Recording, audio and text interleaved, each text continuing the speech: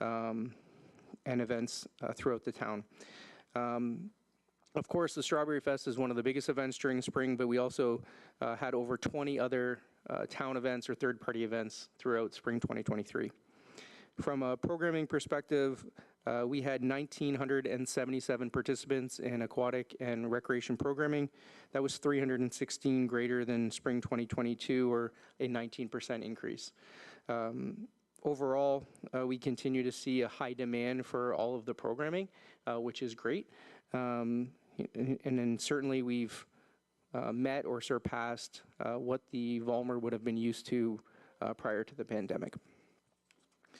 Another notable item in the report would be the number of events that we deliver. I mentioned that obviously the Strawberry Festival is a huge event each spring, but overall we facilitated 22 major third-party events in spring 2023, over 26 event days. This represented an increase of 14 events over spring 2022 and an increase of 18 event days over spring. So certainly, as we move farther away from some of the pandemic restrictions, a lot of the events that we had helped support from third parties have returned, and we're seeing a very busy time and event season. I'm available for any questions. Thank you very much. Members of Council, any questions or comments? No? Another fantastic year. It's great to see that we're surpassing those pre-COVID numbers, so that's good to hear. Members of Council, we have a recommendation in front of you. Moved by Councillor Desjardins, support by Councillor Reno. All in favor? That carries. Item 2, the 2023 Strawberry Festival post-event report. Ms. Finero. Thank you. Good afternoon, Your Worship and members of Council. The 2022 Strawberry Festival was once again a success. And although we didn't meet the numbers that we had in our first year post-pandemic, we still had a very successful year with a total of 31,997 people visiting the festival over the 4 days. For the second year in a row, we did offer pre-sales, online sales, ticket sales for admission, as well as this year we introduced the use of debit, along with the continued use of credit at the gate, and we had 48% of our sales using debit and credit at the gate, which was nice to have that reduction in on-site cash at the event. Once again, the security at the festival, the work between security and LaSalle Police and town administration led us to have very few incidents or issues at the festival. We did have a few small unexpected events, but those were dealt with immediately and we were able to get things under control. The festival does continue to contribute positively to the local economy through the hiring of local event production companies and live entertainers. And lastly, before I pass it over to Mr. Langlois to cover the financials, we just want to once again recognize that the successful execution of the event does require the collaboration and work of every department within the town, and as the lead department, the Culture and Recreation Department wishes to recognize the other departments involved and say thank you. So I'll pass it over to Mr. Langlois, and I'm available should there be any questions.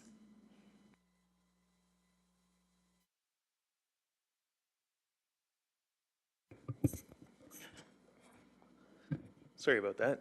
Yeah, I'm just reiterate Patty's comments. It was a successful year. There was a surplus at the end of the year. The cumulative surplus now is $123,000, which is healthy. You know, we've built that up over a number of years. We've been lucky the past number of years.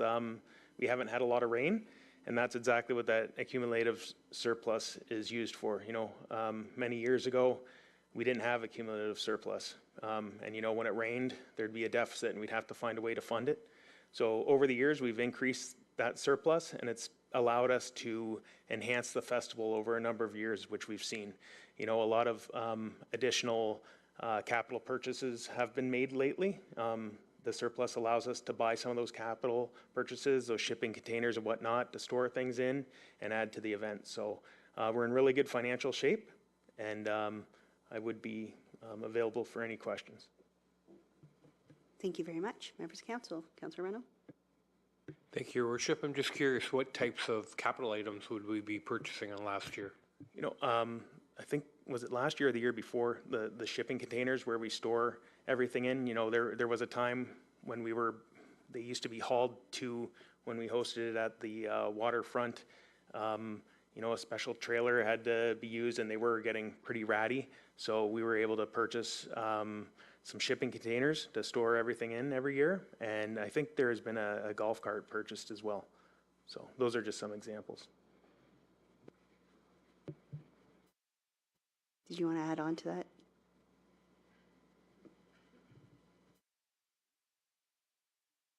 Oh, there you go.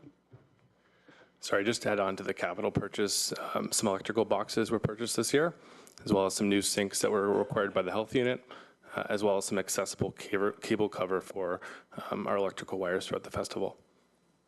Very good. Thank you very much. Any other comment? Oh, very good.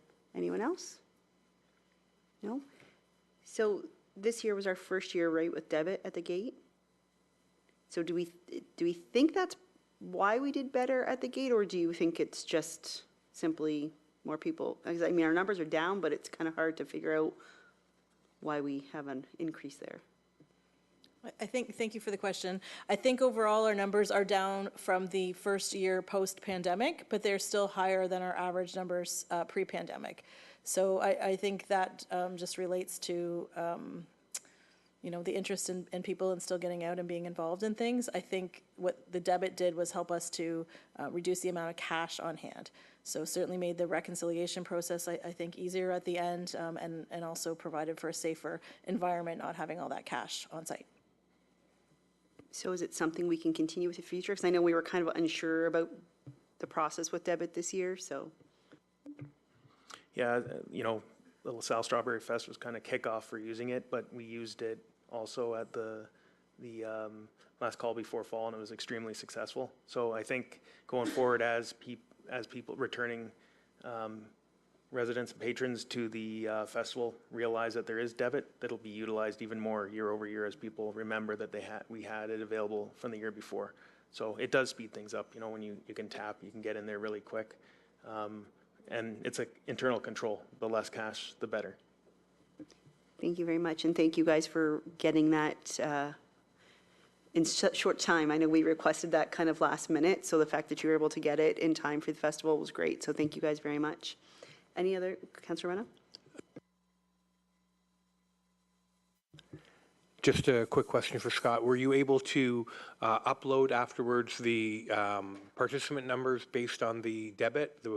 Were we able to like manually integrate the two systems? Thank you for the question. So we were actually able to do it in real time throughout the festival. So obviously last year we had huge numbers and had to look at capacity and making sure we were, you know, controlling the crowd and everyone was safe. So this year what we did was our security at the exits had a clicker to count people leaving, and then the POS devices and our advanced ticket scan-in line, we had those numbers. So half hour after we opened each day, and then every hour on the hour after that, we would record those numbers and know exactly how many people were in the park at any given time. And if we were, you know, nearing the capacity that was provided by fire, we would, you know, maybe do the count every half hour or 15 minutes or whatever the case may be. So we were able to record that information. We've taken it from our sort of hard copy that we're able to keep on us as we're moving through the festival and upload it to a spreadsheet so that we have it for future reference on when people are coming, and we can compare it year over year. Okay, that probably didn't have too much to do with the actual debit process. Was there any kind of integration you had to make between the debit system and our software program? Thank you. So the advanced ticket sales were through a different software. So that number we could see the check-ins in real time. The POS devices that finance was able to support us with also had inventory numbers that you set at the opening. So we were able to be able to tell how many people came right on the screen of the device at that exact moment in time. So yes, the debit credit terminals that finance were able to provided us real-time inventory, and it was easy to integrate between the entries at the advance gate, the POS, and minus the exits to get a real-time capacity. Perfect. Thank you very much. Okay. All right, recommendations in front of you. Move. Councillor Carrick, Councillor Nietzsche. I got it, almost. Just Spagnuolo, all in favor? That carries. And our final item, skate sharpening services at the Vollmer Culture and Rec Center. Mr. Bison. Thank you. This report is regarding the provision of skate sharpening services at the Vollmer Culture and Recreation Center. Back in February of 2023, an expression of interest was issued by the town looking for interested vendors to provide skate sharpening services at the Vollmer beginning in the fall of 2023. At the conclusion of the EOI period, we had one submission. Our internal committee reviewed that submission, and when we were satisfied that we believe the vendor could provide the service and had the experience and knowledge, we began having meetings with that vendor to flesh out the details. This report coming forward to you is looking for your approval to move forward with having that vendor locate their kiosk within the Vollmer lobby.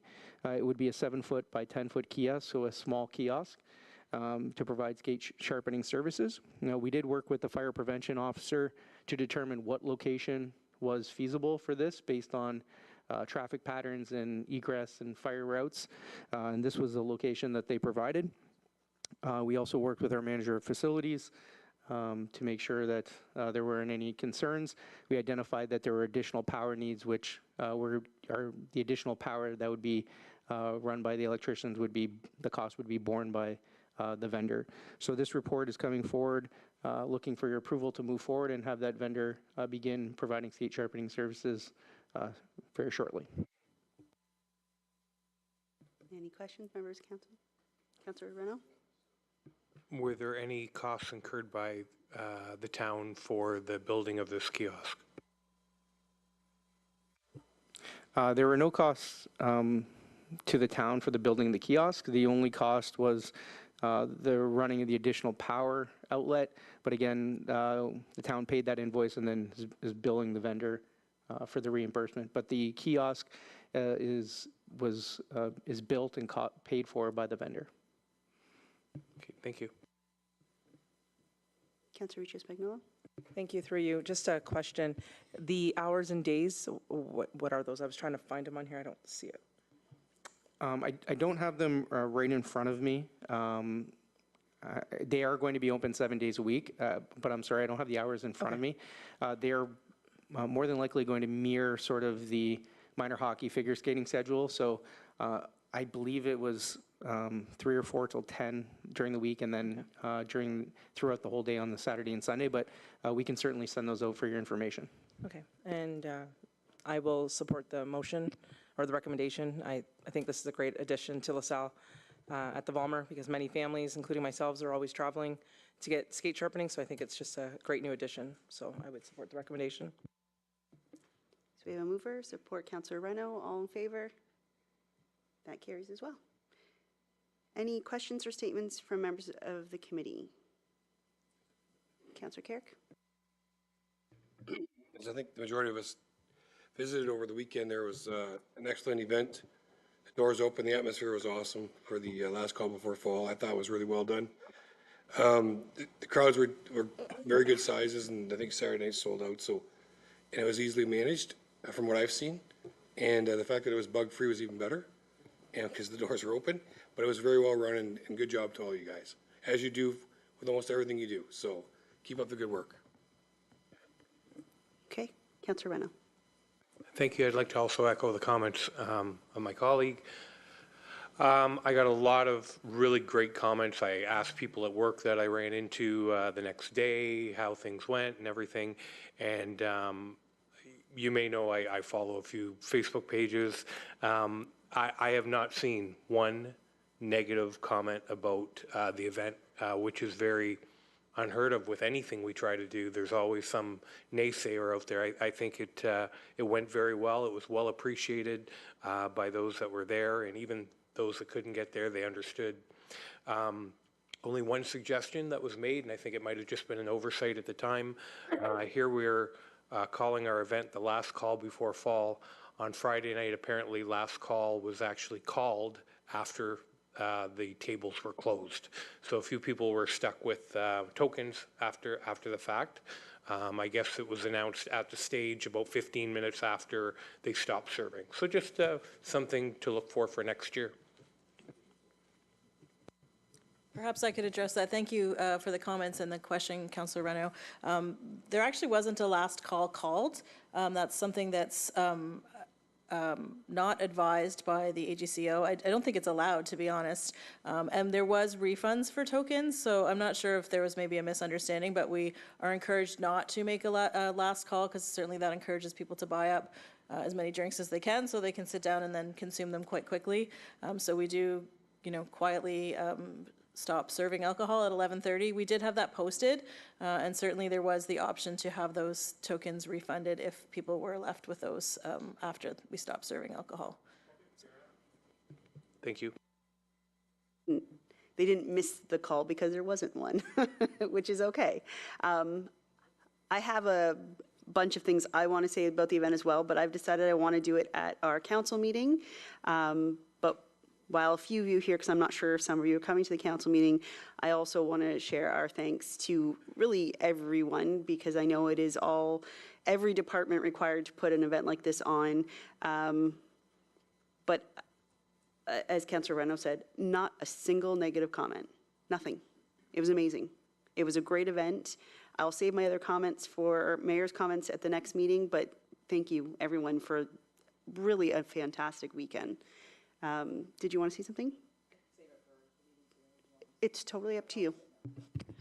Thank you, through you. So I just want to applaud your department and as well as all the other departments. The collaboration was fantastic. I attend and host several events, and your event was top-notch. So I want to applaud you guys on that. Again, like Councillor Reno had said, the amount of praise that you will, I guess, was fantastic for the event, from the bands to the tables to just everything was very well done. So again, I applaud all of you guys for all of the hard work, because I know what it takes for behind the scenes that people don't see, the sweat and the tears and everything, and you guys did a really, really good job. So the only complaint was they want it more often. So, so again, just congratulations to all of you. I think I did mention that to Owen during the end of the second night, that maybe we can make this a monthly thing, and I think his head spun, so. Okay, any other questions or statements? Maybe one question, because I'm not sure when our next meeting date is, but do you have the dates to share with council for the breakfast with Santa and the mayor, as well as the lights, just so that everyone can put it in their schedules? So the next meeting is October 24th, and we'll have a full list, but Owen can answer your question right now. So it looks like the Christmas tree lighting will take place on Friday, November 24th, and that'll start off the Holiday Light Series, which is over 4 weekends, both at the Civic Center and the Event Center property. And then the breakfast with Santa and the mayor will be held Saturday, December 2nd. Thank you very much. Councillor Kirk?